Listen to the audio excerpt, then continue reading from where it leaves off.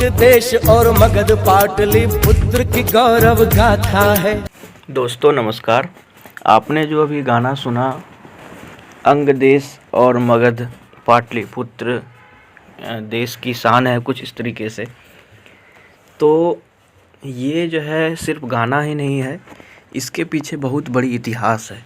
आज मैं वो आपको बताने वाला हूँ। अंग और मगध का जो रिश्ता है, जो रिलेशन है, वो बहुत पुराना है और बहुत नज़दीक रहा है हमेशा से।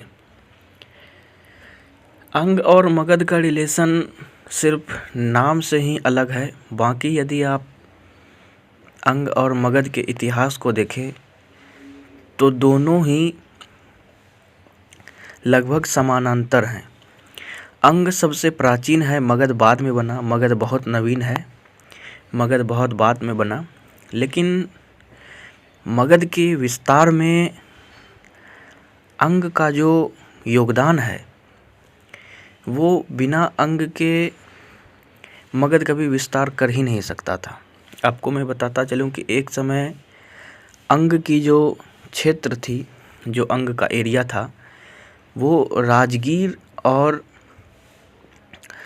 क्या बोलते हैं उसके मतलब राजगीर सबसे पश्चिमी बॉर्डर हुआ करता था अंग का, और पूरब में यह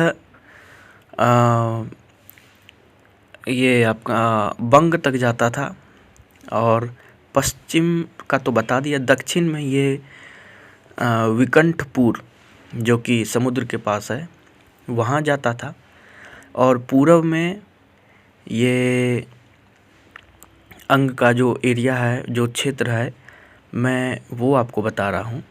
पूरब का तो बता चुका ना। हाँ, उत्तर में ये गंगा के उस पार तक गया था। अंग का इतिहास इतना पुराना है। लेकिन मैं आपको ये बताता चलूँ कि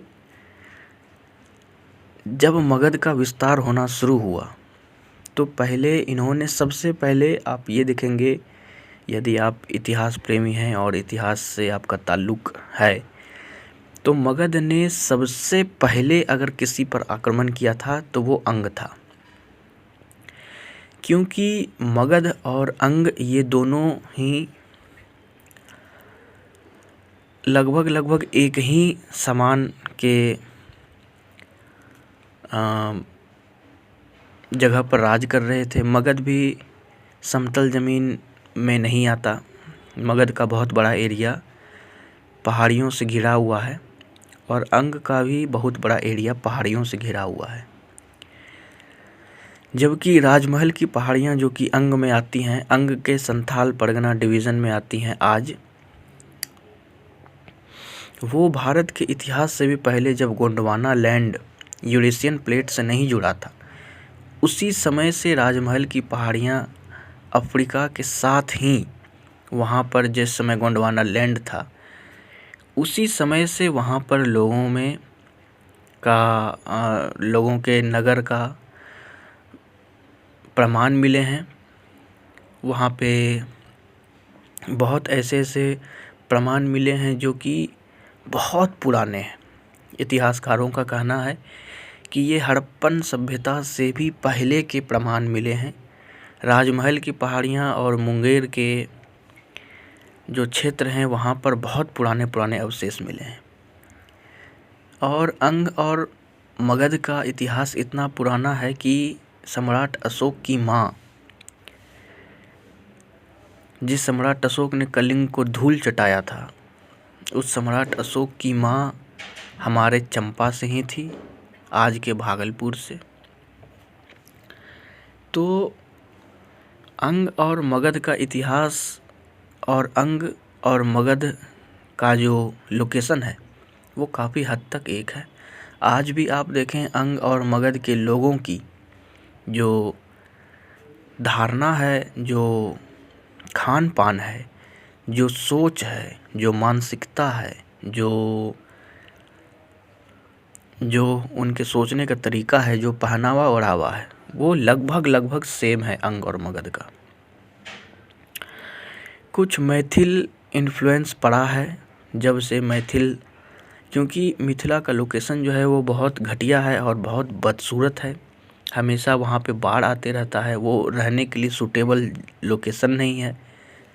तो वहाँ से लोग माइग्रेट कर के मगध में, भोजपुर में, अंग में, बंगाल में जाते हैं। आप ये भी देख पाएंगे कि सबसे ज़्यादा माइग्रेशन जो होता है बिहार से, वो मिथिला से ही होता है। तो जिसके कारण बहुत सारे मैथिल ब्राह्मण अंग में भी और मगध में भी बसे हैं। क्योंकि मगध का इतिहास ही इतना गौरव है कि उसे कोई भी ये नहीं कह सकता कि मगध भी मिथिला है। तो मगध अनडिस्प्यूटेड रह जाता है। लेकिन ये लोग, अंग का एरिया चूँकि छोटा था, अंग जनपद ने कभी किसी पर आक्रमण नहीं किया था। जब मगध ने सबसे पहले अंग पर आक्रमण किया तो इतिहासकार और प्रमाण आज ऐसा कहते हैं कि मगध को 2 बार बहुत करारी हार मिली थी अंग की तरफ से। उसके बाद चंपा को राजधानी बनाने के बाद, मतलब एक संधि के तहत, फिर बिंबिसार ने अंग को मगध में मिलाया और उसके बाद फिर अंग और मगध दोनों ने मिलकर मिथिला को धूल चटाया, वज्जी को धूल चटाया, वत्स को, कौशल को, मल्ला को, कलिंग को, सारे महाजनपदों को धूल चटाकर एक साम्राज्य बनाया, मौर्य साम्राज्य। और उस मौर्य साम्राज्य ने पूरे भारतीय उपमहाद्वीप पर राज किया।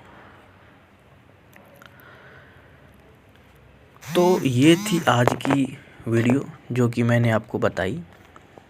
यही आप लोगों से आज बात करनी थी। जय हिंद, जय भागलपुर, जय अंग, जय मगध, जय भागलपुर, जय पटना, जय गया, जय मुंगेर, जय कटिहार।